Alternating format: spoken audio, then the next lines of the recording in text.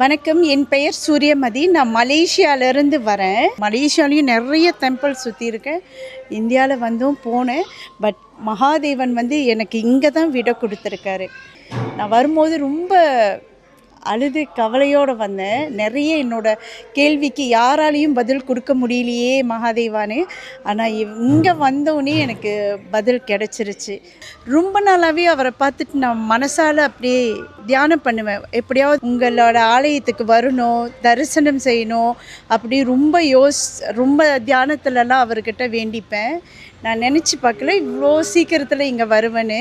இன்னும் இதில் என்ன பெஸ்ட்னா, சிவபெருமானுக்கு நம்ம கையால் அவர் அபிஷேகம் பண்ணுறதுக்கு வாய்ப்பு கொடுத்தாரு. ரொம்ப மன நிம்மதியாக இருக்குது. ரொம்ப தெய்வத்துக்கிட்ட நம்ம கிட்ட போக அனுமதி கொடுக்குறாங்க, தொடரத்துக்கு அனுமதி கொடுக்குறாங்க, நல்ல மனசால் வேண்டிக்க அனுமதி கொடுக்குறாங்க.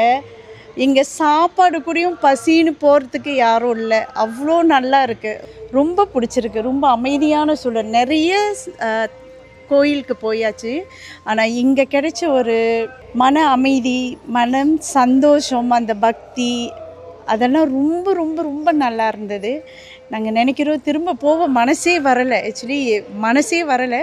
பட் நாங்கள் திரும்ப திரும்ப இங்கே வருவோம். ஐயாவோட அருளும் ஆசீர்வாதத்தாலேயும் இங்கே நாங்கள் வருவோம். சிவசிவாய. வணக்கம். நான் ஜானகி ஃப்ரம் மலேசியாவிலேருந்து வந்திருக்கேன். மன கஷ்டத்தில் வர்றவங்க மறுபடியும் போகும்போது மிக சந்தோஷத்தில் தான் போகிறாங்க. இந்த கோயிலோட வைப்ரேஷன் நான் சொல்ல ஆசைப்படலை. பட் ஆனால் உண்மை என்னன்னா, கடவுளை பக்கத்தில் இருந்து பார்க்குற மாதிரி நமக்கு ஒரு வைப்ரேஷன் கிடைக்குது. ஸோ என்னோடய சந்தோஷம் அடைஞ்ச மாதிரி மக்கள்கள் நீங்களும் நிறைய பேர் இந்த சந்தோஷத்தை பகிர்ந்துக்க ஆசைப்பட்றேன்.